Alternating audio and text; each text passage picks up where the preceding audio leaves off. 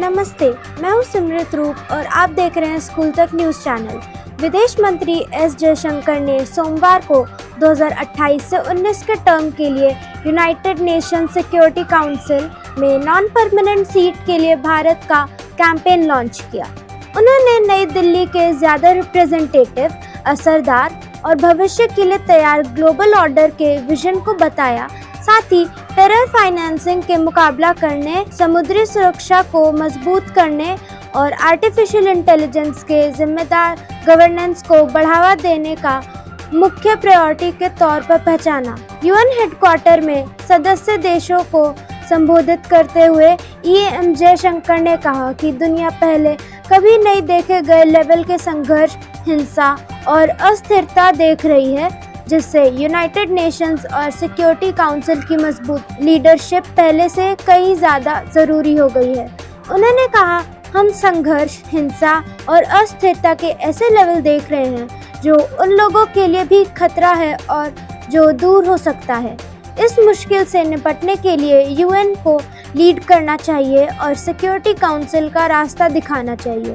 भारत के कैंपेन की थीम शांति, norms, trust और इंटीग्रिटी के जरिए पूरी तरक्की को सुरक्षित करना पेश करते हुए ईएम जयशंकर ने कहा कि भारत का नजरिया बातचीत, सहयोग और मतभेदों के दूर करने की कोशिश से गाइड होगा, साथ ही ग्लोबल साउथ के हितों को भी आगे बढ़ाएगा। उन्होंने कहा कि भारत एक सुरक्षित, शांतिपूर्ण और बराबरी वाली दुनिया के लिए काम करेगा, जहां ग्लोबल साउथ की आवाज बराबर सुनी जाए। मल्टीलैटरल संस्थाएं आज की सच्चाइयों को दिखाई है और पीसकीपिंग ऑपरेशन मौजूदा और भविष्य की चुनौतियों से निपटने के लिए तैयार हो। अगर भारत चुना जाता है तो सिक्योरिटी काउंसिल में भारत की सबसे बड़ी प्राथमिकताओं में से एक आतंकवाद को रोकने की कोशिश को तेज करना होगा। इसके फाइनेंशियल नेटवर्क को टारगेट करके आतंकवाद को दुनिया की सबसे लगातार बनी रहने वाली सिक्योरिटी चुनौतियों में से एक बताते हुए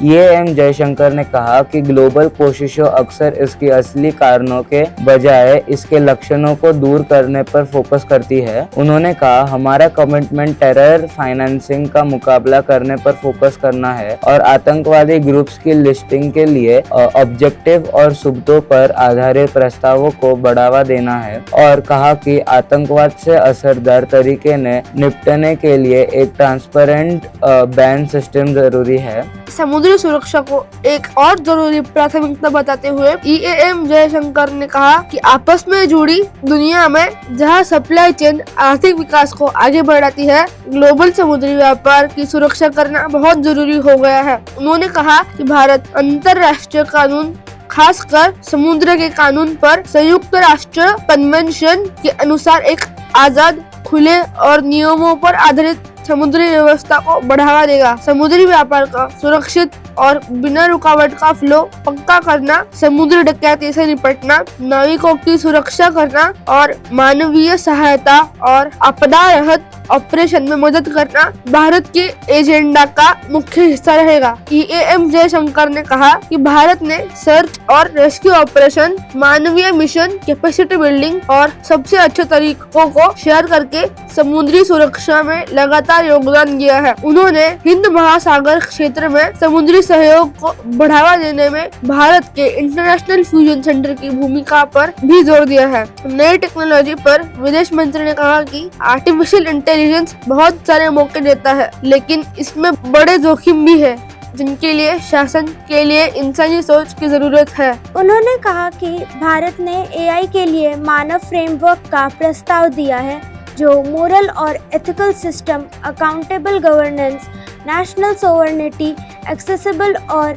इंक्लूसिव और वैलिड और लेजिटिमेट सिस्टम को दिखाता है। ग्लोबल डिजिटल डिवाइड को कम करने की भारत की कोशिश का जिक्र करते हुए ईएम जयशंकर ने कहा कि देश एआई टेक्नोलॉजी तक इंक्लूसिव एक्सेस पक्का करने और उनके गलत इस्तेमाल को रोकने के लिए कमिटेड है। एक ऐसे देश के तौर पर जिसने ग्लोबल डिजिटल डिवाइड को कम करने की योगदान दिया है, हम एआई के मामले में भी उतने ही कमिटेड है। इसलिए भारत में हाल ही में हुआ AI impact summit AI for all के विजन पर आधारित था। उतना ही जरूरी हम एआई के गलत इस्तेमाल और इंटरनेशनल शांति और सिक्योरिटी के लिए इससे पैदा होने वाले खतरों का मुकाबला करने के लिए पक्के इरादे वाले हैं, उन्होंने कहा।